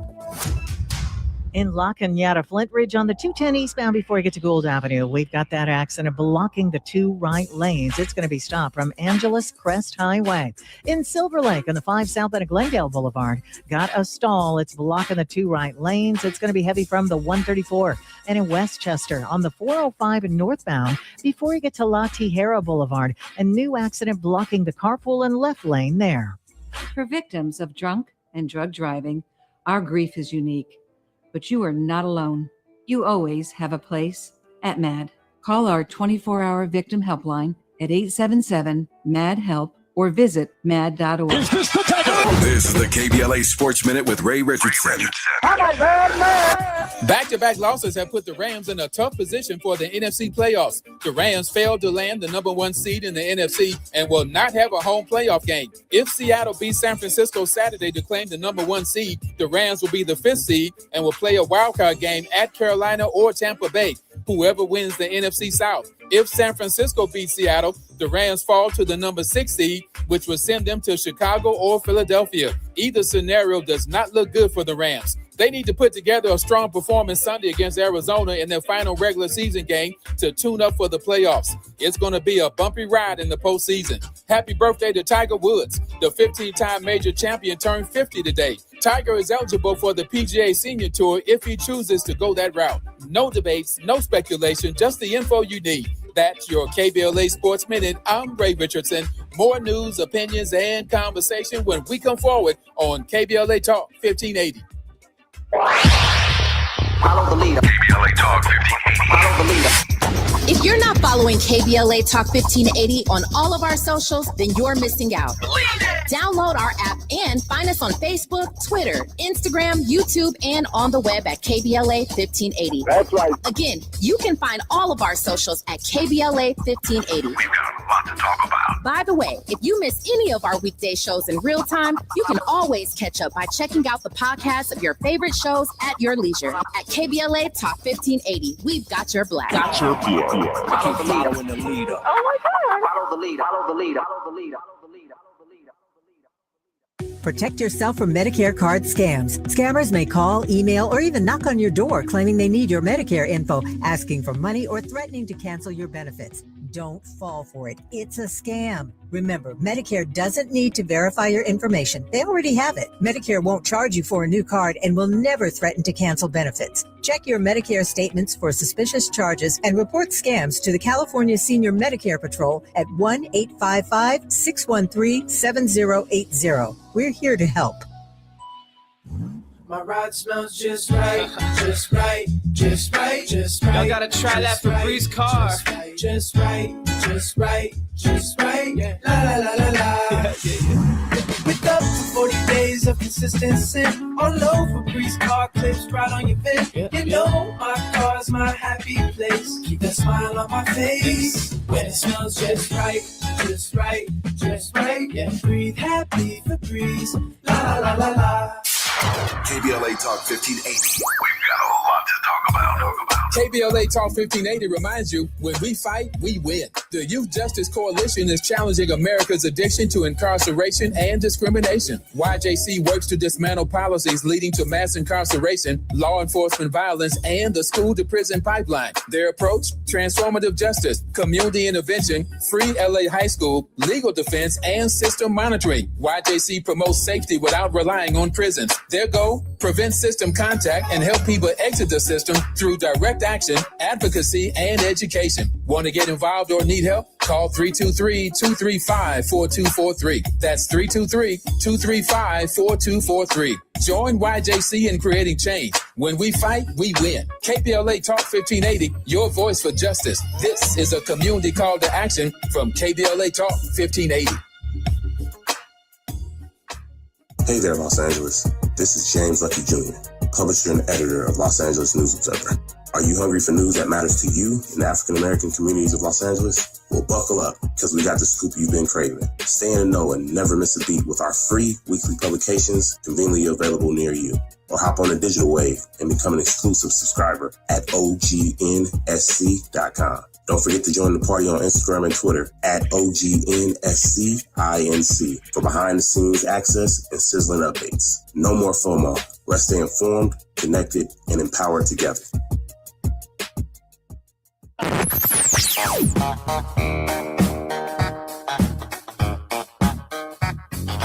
This is KBLA Talk 1580. Talk radio. That's music to your ears. We're unapologetically progressive. KBLA Talk 1580. You're listening to Jesse Jackson Jr. on KBLA Talk 1580. The Jesse Jackson Jr. Show. The Jesse Jackson Jr. Show. The Jesse Jackson Jr. Show. The Jesse Jackson Jr. Show. King Folly, drop the beat. Come on and talk with me. Come on and listen to the need. Jesse Jackson Jr. Welcome forward to the Jesse Jackson Jr. Show on KBLA Talk 1580. This is our final show and our final two segments of 2025, and I'm so grateful that we are in Tenacious Tuesdays with our most tenacious host, Barbara Arnwine. Barbara Arnwine is always on the grind. She is an attorney. She is the president of the Transformative Justice Coalition, and she might be one of the most active civil rights leaders in the nation today. Barbara, welcome forward to the show. I think Barbara's muted. I'm sure, Barbara. It's a pleasure to be here. And thanks for all that you do. At least you haven't done the countdown, so you're in my good graces today. No countdown today. We'll have one, though, on December 31st. And I want to thank well, Barbara, Gina said you should not have a mind. Free Barbara. Thank you. Uh-oh, now you're muted. And our very special guests in this hour are Dr. Ted Williams and Dr. P.L. Da Silva. Barbara, I know that we're grinding today, but I do want to ask Ted a question. Ted, when an immigrant comes to the United States and reads the Constitution of the United States, they see a linear document, they see a static document, they see words on paper. But the Constitution behind each of these amendments, there is a history that is as profound as the nation itself, that each of these rights has been earned. And there is a struggle associated with each of these rights.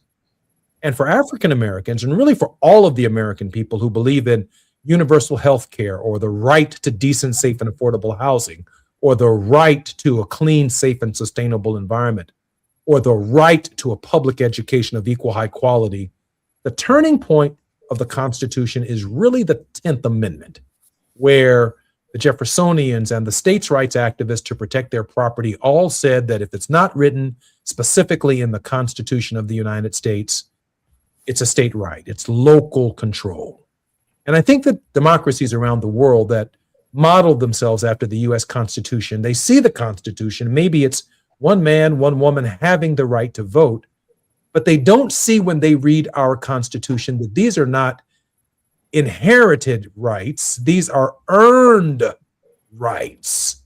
And therefore, the turning point becomes the human right not to be in slavery, the human right to have equal protection, and the human right, initially for Black men, but ultimately women with the 19th Amendment. Behind these rights, Dr. Williams, is history. Yeah, and you bring up the 10th Amendment, and I was listening to a news broadcast just the other day around how there will be a number of states that will be moving for the first time to have a $15 an hour minimum wage. And the federal minimum wage is still $7 an hour.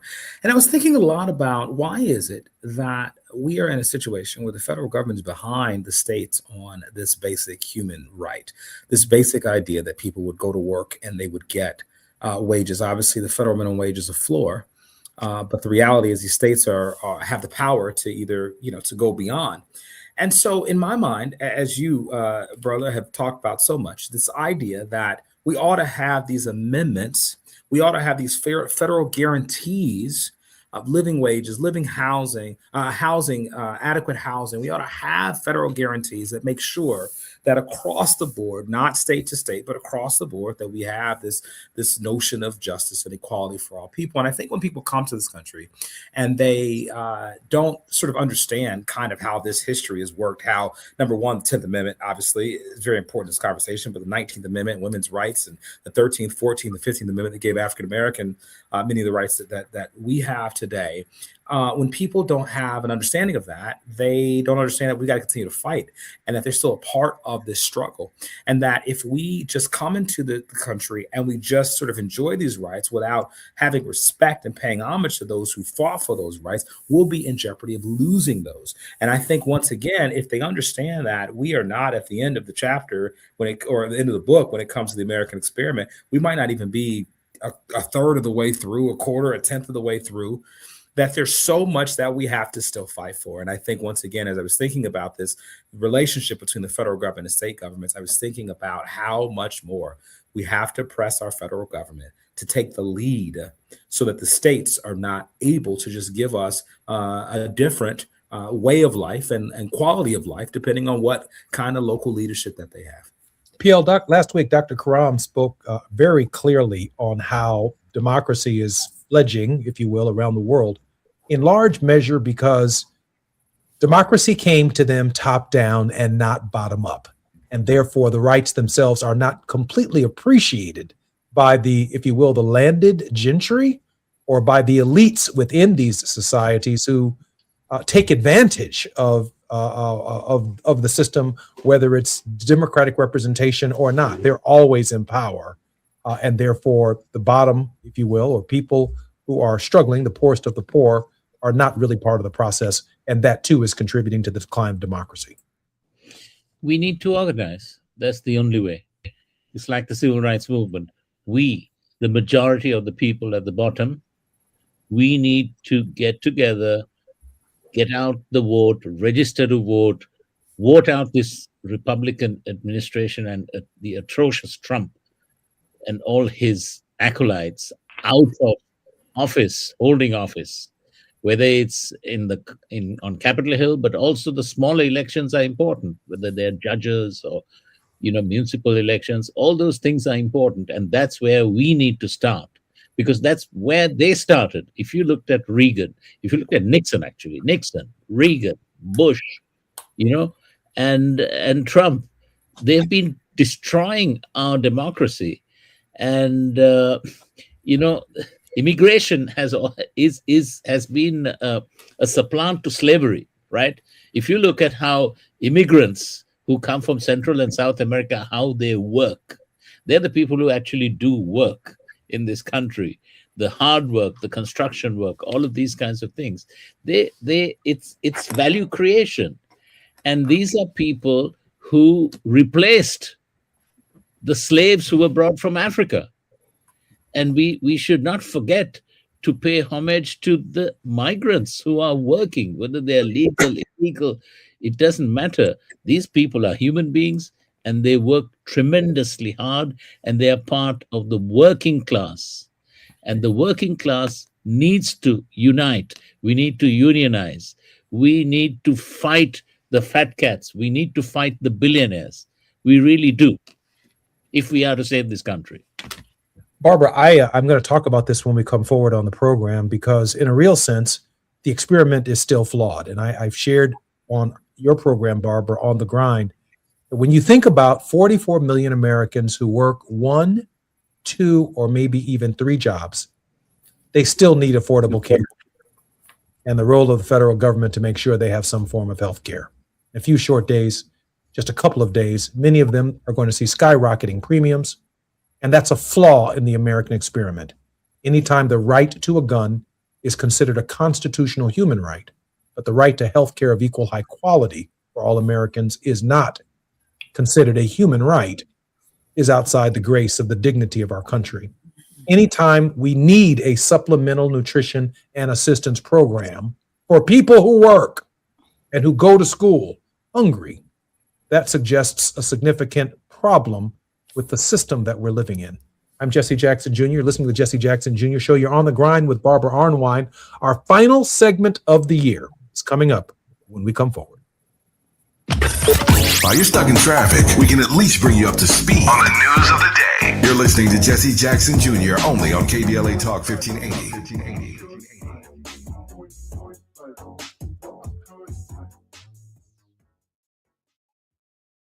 I know that hiring can be challenging. You sort through tons of resumes and you get too many so-so applicants. You're just waiting for someone to match your role perfectly. Well, now there's a place where you can meet them fast. ZipRecruiter. Need to hire right away. Start your search for strong candidates. The right fit awaits. Build your team, build it sooner. Meet your match on ZipRecruiter. Just head to ZipRecruiter.com/free right now to try it for free. And you're on your way to meeting your match. 4 out of 5 employers who post on ZipRecruiter get a quality candidate within the first day. So try it now. Go to ZipRecruiter.com/free. Once again, that's ZipRecruiter.com/free. Meet your match on ZipRecruiter. Try it free. Attention. Have you racked up $10,000 or more in credit card debt? Are you barely getting by making minimum payments? With credit card debt reaching all-time highs, National Debt Relief is notifying consumers about significant debt relief options currently being made available to help those with overwhelming credit card debt. These options may reduce a large portion of credit card debt for those who qualify. You don't need to declare bankruptcy or take out a consolidation loan, and you may only have to pay back a fraction of what you owe, even if you have bad credit. National Debt Relief has already reduced the credit card debt for more than 550,000 consumers. So don't wait. If you owe $10,000, $20,000, or even $100,000 in credit card debt, you can now take advantage of this financial debt relief as the cost of living continues to skyrocket. To check what debt reduction you may qualify for, call 800-237-8585. That's 800-237-8585. Again, that's 800-237-8585. KBLA Talk 1580. We've got a lot to talk about. KBLA Talk 1580, connecting you with services and solutions. If you need help getting your resume in order, finding job training, or landing a job, we've got 3 great options for you. First, the City of Los Angeles has WorkSource centers across the area offering free job support. The California Workforce Development Board can help you with everything from GED prep to vocational training at no cost to you. On the federal level, the Department of Labor's American Job Centers offer a full range of services for job seekers and businesses alike. Visit careeronestop.org, or for more info, just call California's Help Center or visit cwdb.ca.gov or call 916-657-1440. For the City of Los Angeles programs, go to ewd.lacity.gov or call 213-744-7300. All these services are free to help you get your next job. This is a community call to action from KBLA Talk 1580. Now back to more of Jesse Jackson Jr. on KBLA Talk 1580. The Jesse Jackson Jr. Show. The Jesse Jackson Jr. Show. The Jesse Jackson Jr. Show. The Jesse Jackson Jr. Show. King Volley drops the beat. Come on and talk with me. Come on and listen to the need. Come on and talk with me. Come on and listen to the need. KBLA Talk 1580. Download the app. I'm Jesse Jackson Jr. Welcome forward to the Jesse Jackson Jr. Show on KBLA Talk 1580. You're on the grind on the J Lunch program, J Lunch Club on KBLA Talk 1580 with Barbara Arnwine. Barbara, welcome forward to the show. And our very special guests, Ted Williams and PL De Silva, are also joining us in the final live segment of the year. Gentlemen, welcome forward to On the Grind with Barbara Arnwine. All y'all muted. I can't believe it. Thank you. There we go. All right. Thank you very much. Everybody's muted together. Barbara, kind of a countdown. Barbara, what can we expect in the new year coming forward? A whole lot. I mean, we got the Calais case coming, which will be a direct attack on African American and Latino political power and Native American political power. We're going to have to really get ready, folks. I mean, this is going to be a battle that's going to dominate the political and legal landscape for years. The court's going to do some evil stuff, and we're going to have to really fight, because the whole purpose of what they're going to do is to disenfranchise and weaken political power for people of color, because we are seen as the visionaries and the people who believe in a whole different kind of America. You know, I just want to establish that one of my favorite courses that I've ever taught was I did a comparative constitutional analysis of the Brazilian Constitution. I started with the Haitian Constitution of 1800 and 1801, did the Brazilian Constitution, the South African Constitution, the Indian Constitution, the Constitution of India, that is, and the Constitution of the United States, and did a comparative study about how they all function and how they operate, how they center federal and local state governments, decentralized or centralized, looked at the role of race and how they dealt with racial injustice issues across all of those multiple constitutions. And it is very important for people.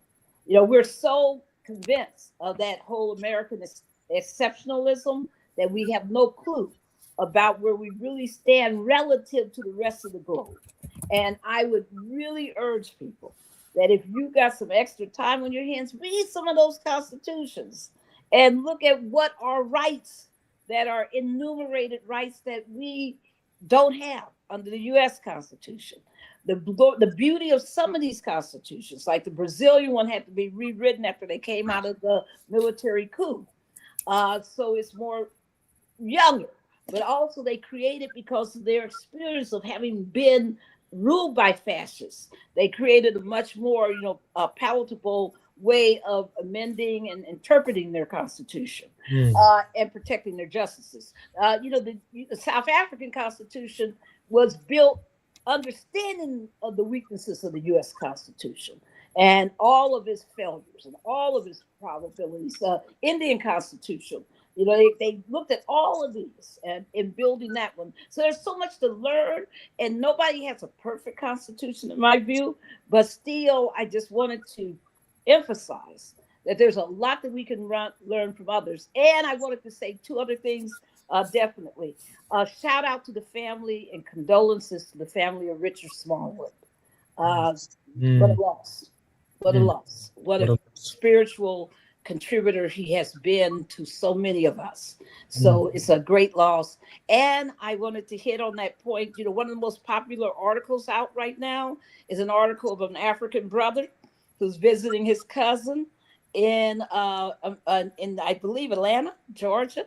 And he talks about how he couldn't wait to go back home because his home back home was bigger. His home, it was cleaner. People were friendlier, all these things. But you know what his number one thing was? I couldn't believe how hard Americans had to work and how the work-life balance is so totally non-existent compared to, in his opinion, compared to the life he lived. And he was like, never would I want to live here. Never. Barbara, can I, and for our three guests, PL, let me allow you to have a minute and 30 seconds for your word of hope going into the new year. Then I'm going to go to Ted, and then we'll all yield the final minute and a half to Attorney Arnwine for her word of hope going into the new year. PL De Silva. I'm hopeful that we, the people, will organize, will register to vote, and in the midterm elections, we will show who is boss. We will show who is boss. And that is what I'm hopeful for. So all these terrible fascists and their pipe dreams, we're going to show them. We are going to show them who is boss. We, the people. Power to the people. I appreciate that, Gail. Yeah, power to the people. How about that? Amen. Dr. Williams. I must say that I am concerned about our country going forward. I will end with a word of hope, but I must say that when I think about where we are, I worry if we've not learned the lessons from the past. I think about what Dr. King talked about with the triplets of militarism, racism, and materialism. And I am very concerned that we have not moved beyond that. In certain ways, under this leadership, we are moving in the wrong direction with respect to this. However, the beauty of a democracy is that people don't get to be in office forever. The beauty of a democracy is that every 2 years and every 4 years, we come back to the people and say, is this the direction that you want to go in? The beauty of a democracy is that the people's moral compass, their spiritual life can be reflected in the public policies of the nation. And so my hope right now is that we will take this moment. We will reverse course. We will learn the lessons of the past. We will understand this militarism, racism, and materialism will ultimately destroy this country, destroy it. And we will not have another 250 years if we don't get this. My brother, am so encouraged by the people we have in this room to believe that we have folks who get it, who are organizing, who are strategizing, who are educating, and we are going to ultimately, I think, and I don't mean to speak, in a ridiculous way and overinflate our importance, but I think that people like this are going to save this country. And brothers and sisters, I am with you all. Let us do it, and let us remind this country of what will ultimately make it great, not going back to some nostalgia for people who want to make it great again. Thank you, Dr. Williams. Our final word of hope and our final live show in the new year, in this year, 2025, and can't wait to bring all of us forward into the new year. Barbara Arnwine. People of the Los Angeles, people of this world, this has been a tough year, right? We've seen so many hardships, so many struggles. And I just want to remind us that in the midst of any ugly struggle, where you're dealing with an administration that is, I want to say that it's based on a white eugenicist ideology, not just supremacist, but eugenicist ideology, that we need to understand how critical it is for us to do everything in our power to advance. The ugliness is always confronted with beauty, and the beauty has been the people. Thank you to every single human being who got out there and fought this year, who walked, who marched, who protested, who held up signs, who said, I stop it. Amen, sister. Who protected their neighbors, who did all, who fed the hungry, who lost their jobs under this evil Doge scheme and all the rest of it. I just want to say thank you, people. Thank you for being what we should be as a nation. Thank you for modeling it in your daily life, because that's what will carry us forward.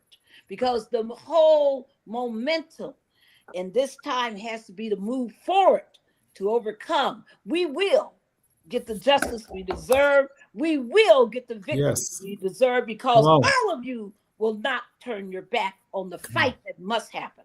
Thank you so much. Love you, everybody. And love my Los Angeles, Angelinos. You know, you come through that fire, right? You literally came through the fire. We do want to thank. Thank you.